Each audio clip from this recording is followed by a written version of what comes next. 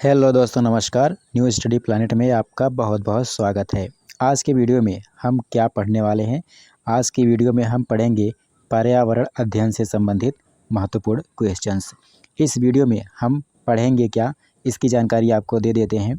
सबसे पहले पढ़ेंगे हम विटामिन्स, उसके बाद पढ़ेंगे पारिस्थितिक तंत्र, उसके बाद पढ़ेंगे ऊर्जा के साधन, उसके बाद जैवमंडल रिजर्व क्षेत्र, उसके बाद राष्ट्रीय उद्यान एवं वन्यजीव अभ्यारण्य और आखिरी में पढ़ेंगे पारिस्थितिक पिरामिड।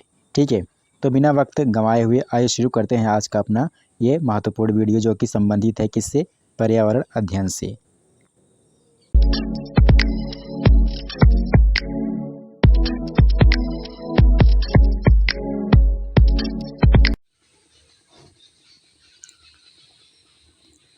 तो जैसा कि हमने आपको पहले ही बता दिया है कि आज के इस वीडियो का जो पहला टॉपिक होगा वो होगा विटामिन्स, और हमारा पहला क्वेश्चन भी विटामिन से ही संबंधित है।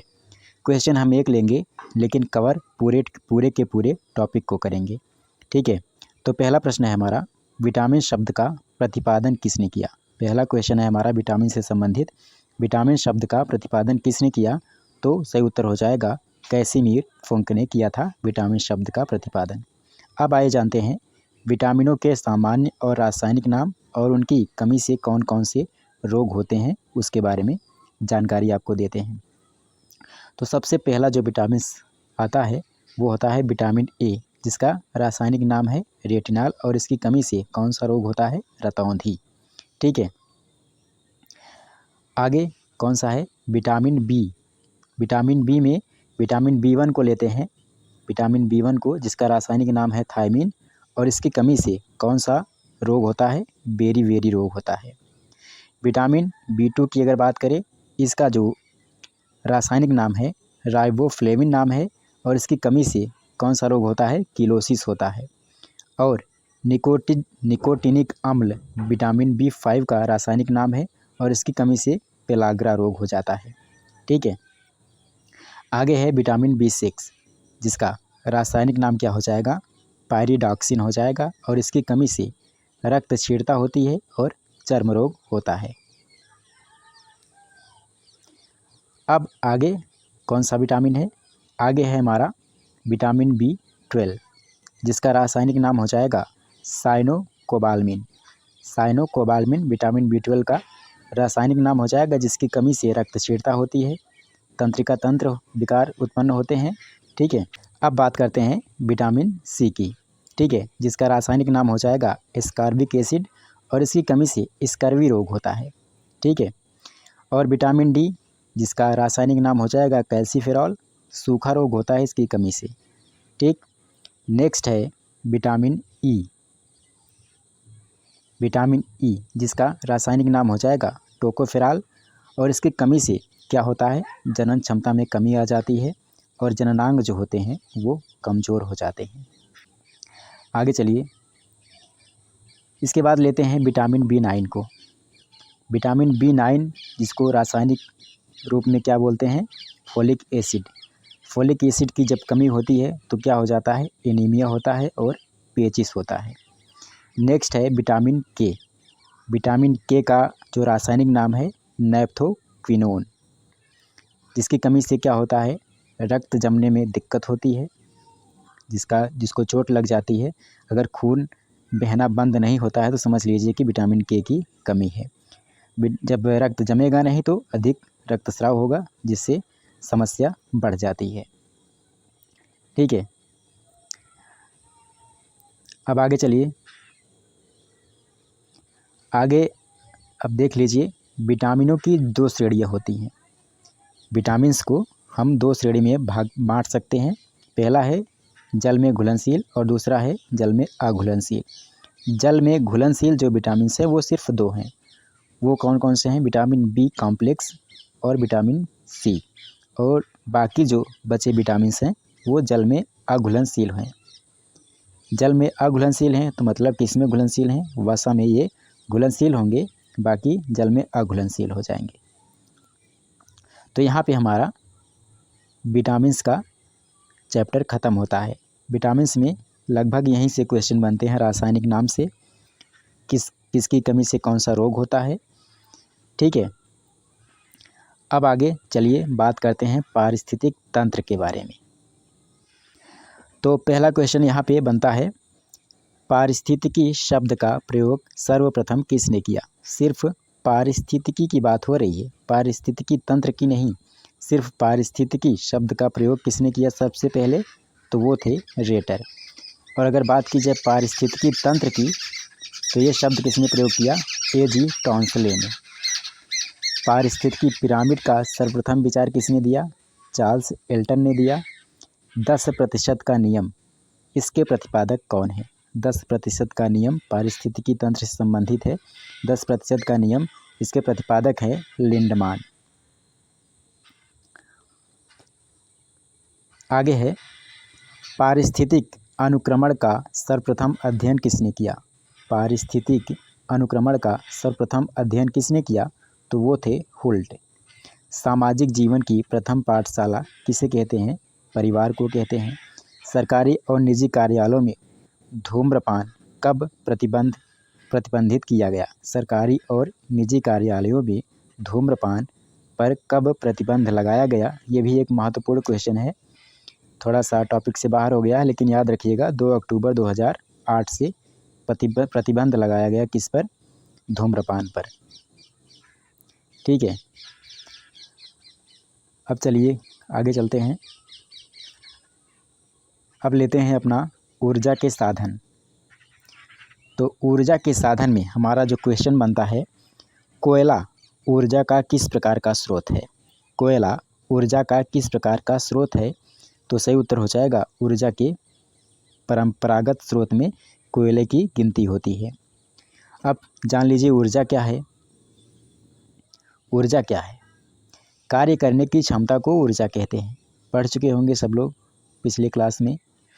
कार्य करने की क्षमता को ऊर्जा कहते हैं, और जिन पदार्थों से ऊर्जा या शक्ति प्राप्त होती है उन्हें ऊर्जा के साधन या स्रोत कहते हैं। ऊर्जा के संसाधनों को 2 मुख्य रूपों में हम वर्गीकृत कर सकते हैं। कौन कौन से वो 2 रूप हैं?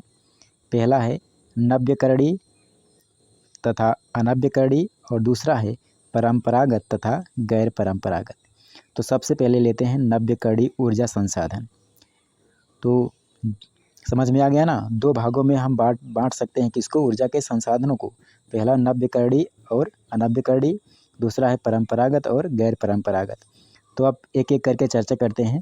नव्यकरणीय ऊर्जा संसाधन की अगर बात की जाए, तो जो प्रकृति में असीमित मात्रा में पाए जाते हैं, मतलब जिसकी कोई सीमा नहीं होती है, वो क्या कहलाते हैं? नव्यकरणीय ऊर्जा संसाधन कहलाते हैं। जैसे पशुमल, पेड़ पौधे, सौर ऊर्जा और पवन ऊर्जा।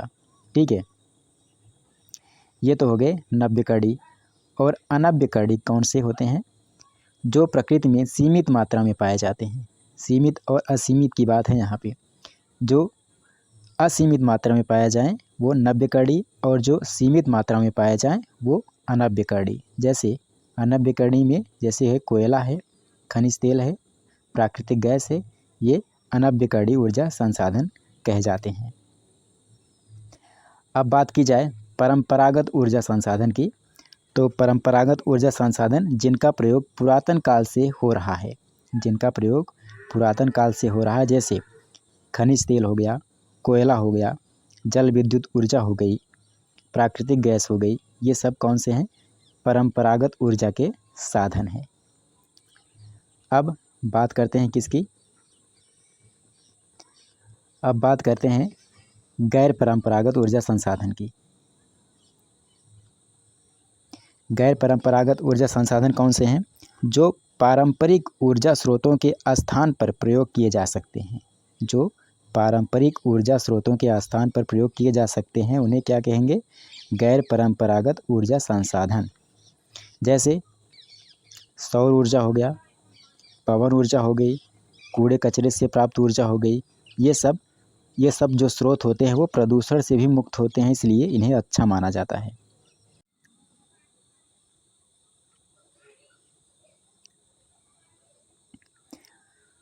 तो ये था हमारा कौन सा? ऊर्जा के संसाधन यहाँ पे समाप्त होते हैं। अब आइए बात करते हैं जैवमंडल रिजर्व क्षेत्र की। तो सबसे पहला क्वेश्चन यहाँ पे बनता है, जैवमंडल रिजर्व क्षेत्र नीलगिरी किस राज्य से संबंधित है? तो उत्तर हो जाएगा कर्नाटक, केरल और तमिलनाडु से संबंधित है। कौन सा? जैवमंडल रिजर्व क्षेत्र नीलगिरी। अन्य जो जैवमंडल क्षेत्र रिजर्व क्षेत्र हैं उनके बारे में भी जान लीजिए।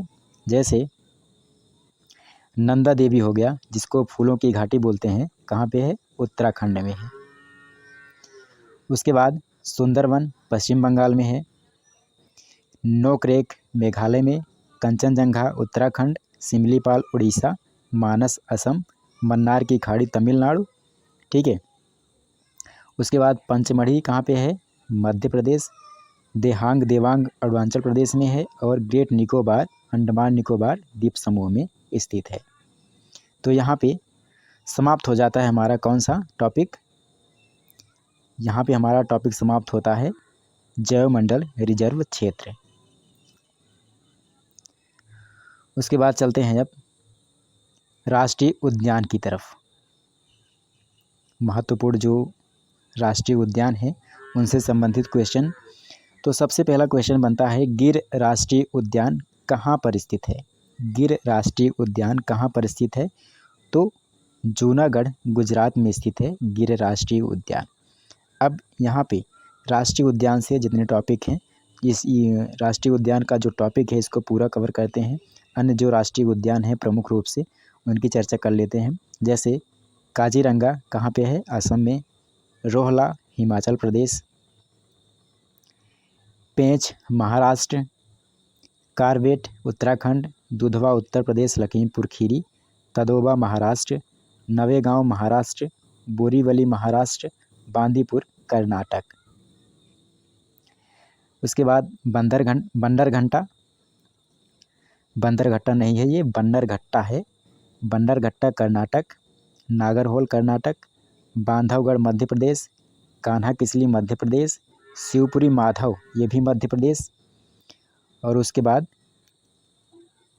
शिवपुरी माधव हो गया। इरविकुलम राजमल्ले ये केरल में है। वेलवाडर गुजरात में है। खंगचंदा जिंदा ये सिक्किम में है। उसके बाद ये राष्ट्रीय उद्यान हो गए। अब आइए चर्चा कर लेते हैं प्रमुख वन्यजीव अभ्यारण्य की। प्रमुख जो वन्यजीव अभ्यारण्य हैं, तो कई राज्यों में कई वन्यजीव अभ्यारण्य हैं, तो यहाँ पे हम राज्यों के हिसाब से चर्चा करेंगे। तो सबसे पहले मध्य प्रदेश में लेते हैं। मध्य प्रदेश में कौन कौन से वन्यजीव अभ्यारण्य हैं? तो पहला है बोरी अभ्यारण्य, गांधी सागर वन्यजीव अभ्यारण्य, पंचमढ़ी वन्यजीव अभ्यारण्य। उसके बाद कर्नाटक की अगर बात करें तो भद्रा अभ्यारण्य, डंडली वन्यजीव अभ्यारण्य, सोमेश्वर वन्यजीव अभ्यारण्य, तुंगभद्रा वन्यजीव अभ्यारण्य। नेक्स्ट है असम। असम में कौन कौन से वन्यजीव अभ्यारण्य हैं? तो मानस अभ्यारण्य है, गर्म पानी अभ्यारण्य जिस दीप में है, सोनाई रूपा अभ्यारण्य। उत्तर प्रदेश की अगर बात करें तो चंद्रप्रभा अभ्यारण्य एकमात्र अभ्यारण्य है। बिहार में अगर बात करें तो गौतम बुद्ध वन्यजीव अभ्यारण्य, डालमा हजारीबाग वन्यजीव अभ्यारण्य ये कहाँ पे है? बिहार में है। उसके बाद झारखंड में कौन कौन से हैं?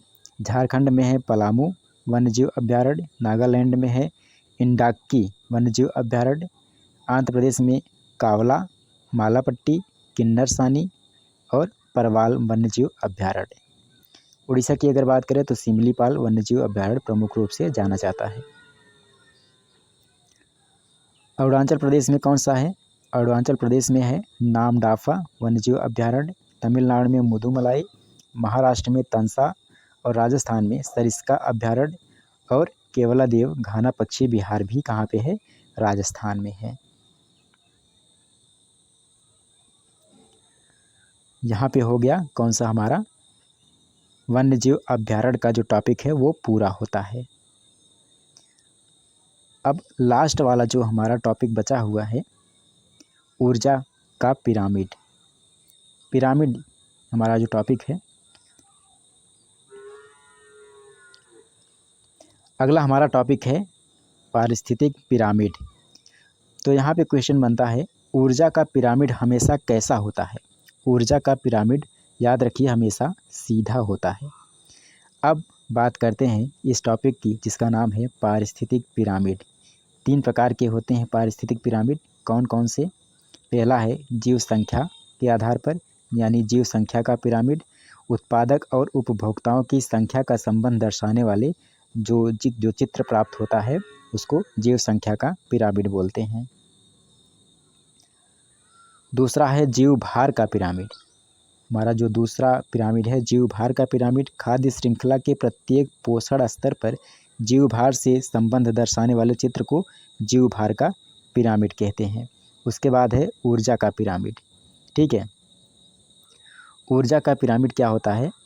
हमेशा सीधा होता है, आपको पहले ही बता दिए हैं। ऊर्जा का पिरामिड खाद्य श्रृंखला में प्रत्येक पोषण स्तर पर ऊर्जा से संबंध दर्शाने वाले चित्र को ऊर्जा का पिरामिड बोलते हैं।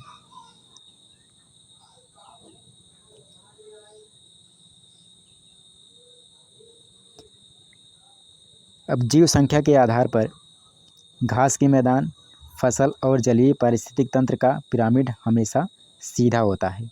ठीक है, पिरामिड इस तरह से होता है, देख लीजिए, त्रिकोणीय आकार का होता है। अगर सीधा होता है तो जीव संख्या के आधार पर घास के मैदान, फसल और जलीय जो पारिस्थितिक तंत्र होते हैं वो सीधे होते हैं। और उसके बाद जो वन वाला होता है, यहाँ पे देखिए,